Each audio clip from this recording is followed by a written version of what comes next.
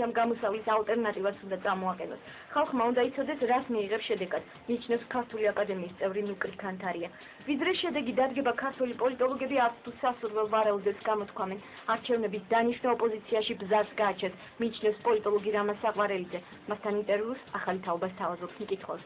ამავე ნომერში ექსპერტ გიორგი თავდგირიძეს გაცილებით ოპტიმისტური განწყობა აქვს და დარწმუნებულია, რომ ხელისუფლება 3 თვეში შეიცვლება. ოპოზიცია ნაციონალებს ერთიანი ფრონტით შეუწევს, აცხადებს იგი. ოპოზიცია ერთ რამეზე აშკარად თანხმდება, მთავარი ძალა საზოგადოება უნდა იყოს.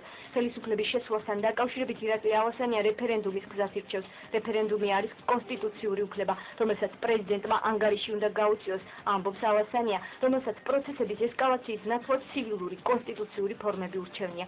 მასთან ინტერვიუს გაზეთი მთელი კვირა და კვირის პალიტრა გვთავაზობს. სააკაშვილის ქვეყნის კრიზისიდან გამოყვანის რესურსი არ აქვს, მან საერთაშორისო ასპარეზეც დაკარგა ნდობა. აცხადებს ირაკლი ალასანია და საზოგადოებას ქვეყნის მოწყობის მისეულ მოდელს უმხელს. ერთგული ვრჩები მოსაზრების, რომ საქართველოში ძლიერი საპარლამენტო ზედამხედველობის ქვეშ მყოფი საპრეზიდენტო ინსტიტუტი ქვეყნის მართვის ყველაზე ეფექტური ფორმაა. თუმცა საბოლოო გადაწყვეტილების მიღებას ხალხს ანდობს. ჯერჯერობით ხალხს ექსკლუზიური ინფორმაციას ისევ ბეჭდური მედია აწვდის.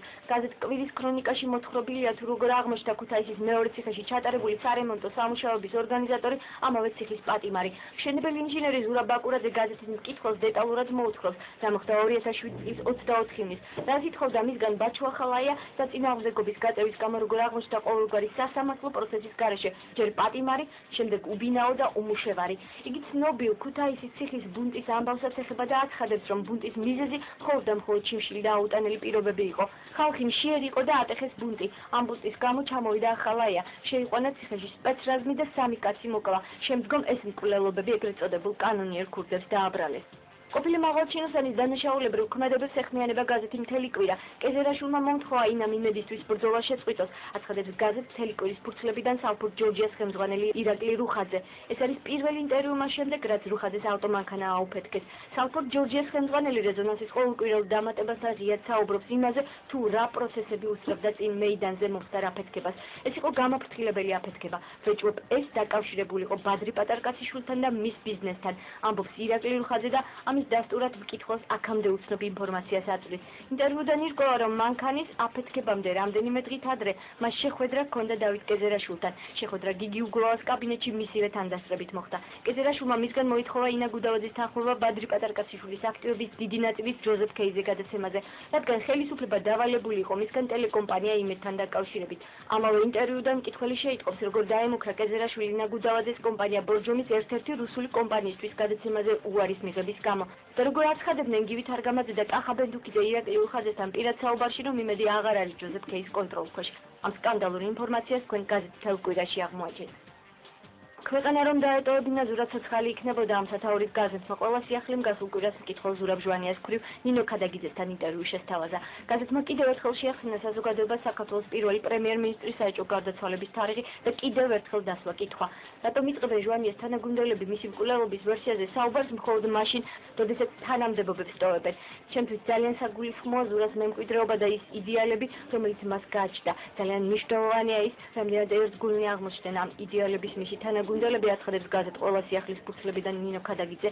რაც შეეხება ზურაბ ჟვანიას გარდაცვალების ოფიციალურ ვერსიას, მისი ნინო ქადაგიძეს არ სჯერა და ამბობს, რომ კარგად იცის რა და როგორ იყო, მაგრამ ყველაფერს თავისი დრო აქვს. დრო, როდესაც პრემიერ-მინისტრ ზურაბ ჟვანიას გარდაცვალების საიდუმლოს ფარდა აიხდება ახალი ხელისუფლების პირობებში დადგება.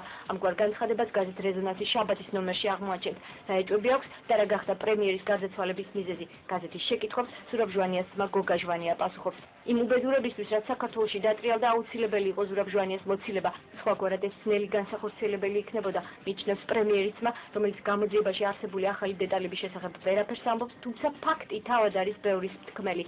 საქართველოს გენერალური პროკურატურა საქმეს არ ხურავს, რაც დასტურია იმისა, რომ გამოძიება მათ მიერ შემოთავაზებულ ვერსიას ვერ ასაბუთებს. ზურაბს გარდაცვალების ოფიციალური ვერსიის თავად სააკაშვილსაც არ სჯერა. თემას განაგრძობს დღევანდელი ასავალ-დასავალი. რესპონდენტი იგივეა, პატრონი გოგა ჟვანია აცხადებს, რომ მიხეილ სააკაშვილმა ყველაზე კარგად იცის 2005 წლის 3 თებერვალს მომხდარი ტრაგედიის რეალური არსი. ასავალ-დასავალის ფურცლებიდან გოგა ჟვანია პოლიტიკურ განცხადებასაც აკეთებს. სააკაშვილისნაირი პრეზიდენტი რომ გეყოლება ერთი უბედურებაა, ხოლო მის შემცვლელს რომ ვერ ნახავ ქვეყანაში, ეს კიდევ უფრო დიდი უბედურება.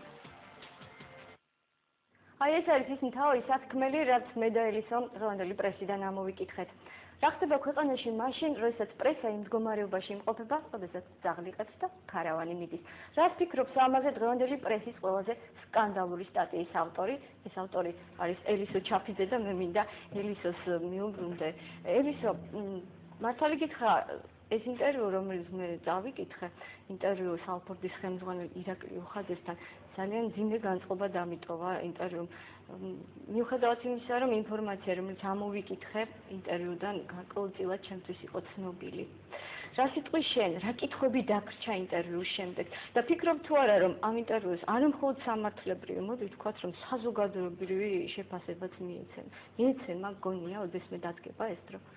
სამწუხაროდ მე დღევანდელ ვითარებაში ნაკლები იმედი მაქვს, რომ ამ ინტერვიუთი და მასში მოყვანილი ფაქტები დაინტერესდებიან ის ადამიანები, რომელთაც უნდა აინტერესებდეთ სიმართლის გარკვევა ქვეყანაში, იმიტომ რომ როგორც ირკვევა, არა მარტო ბატონ ირაკლი რუხაძესთან საუბრით, არამედ ბევრ სხვა ადამიანთან საუბრის შედეგად პრინციპში ის ადამიანები, რომელიც სამართალს უნდა იცავდეს ქვეყანაში, თავად არიან დაკავებული სხვადასხვა ბიზნეს წილების გადანაწილებით, იგივე ტელეკომპანია იმედის ხელში ჩაგდების მცდელობით და სხვათა შორის ეს გვარი იგივე კეზერაშვილი არ შემხვედრია მე პირველად ბატონ ირაკლი რუხაძესთან საუბარში, ერთი კვირით ადრე ვახო კომახიძეს ჰქონდა ფილმის პრეზენტაცია, სადაც ასევე საუბარი იყო, რომ ბატონი კეზერაშვილი დაახლოებით მსგავს ოპერაციებში მონაწილეობდა.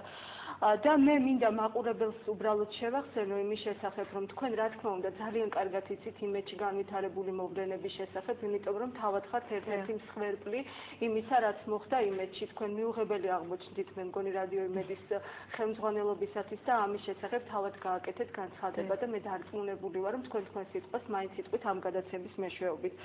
მე დამჭა ძალიან ბევრი შეკითხვა, მე დამჭა შთაბეჭდილება, რომ ბატონ ირაკლი მაინც ბიზნესმენია, ეს გარკვეულწილად საუბრობს ძალიან ფრთხილად, რაღაც მოვლენების შესახებ ყვება დაუშვათ, რომ მის მანქანის აფეთქებამდე რამდენიმე დღით ადრე ჰქონდა მას შეხვედრა ბატონ კეზერაშვილთან და გიგი უგულავასთან და რა თქმა უნდა, ჩემ ძალიან დიდი გაოცება გამოიწვია, როდესაც მე მას ტელეფონით ლონდონში ვესაუბრებოდი და იყო ძალიან ცუდი სმენადობა, რაც ეჭვებს გვიჩენდა, რომ ჩვენ საუბარში არ ვიყავით მარტო ორნი და ბევრი ადამიანი ისმენდა ჩვენ საუბარს.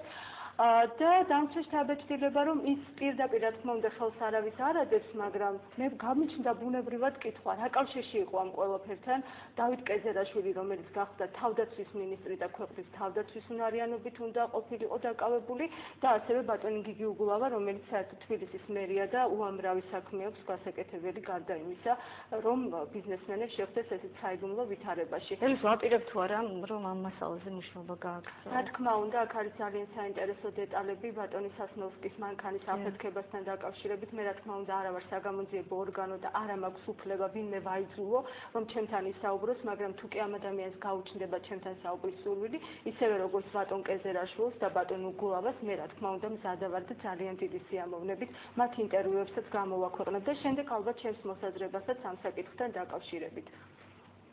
კარგი, მოდით დავუბრუნდეთ ისე დღევანდელ რეალობას. ფაქტია, რომ ქვეყანას ყავს ახალი პრემიერ-მინისტრი.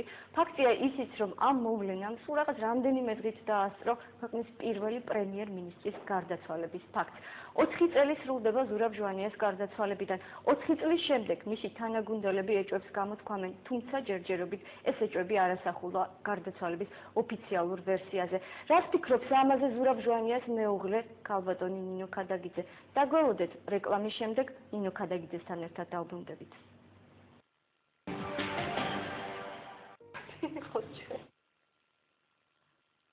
ჩვენ ისევ ეთერში ვართ. ეს არის გადაცემა პრეს ექსპრესი, დღეს გადაცემას უხდებს მანა თოქმაჯიშვილი და ელისო ჩაფიძე. სხვათა შორის თავის დროზე ზურაბ ჟვანია ამტკიცებდა, რომ დემოკრატიის მანქანა, რაც გინდა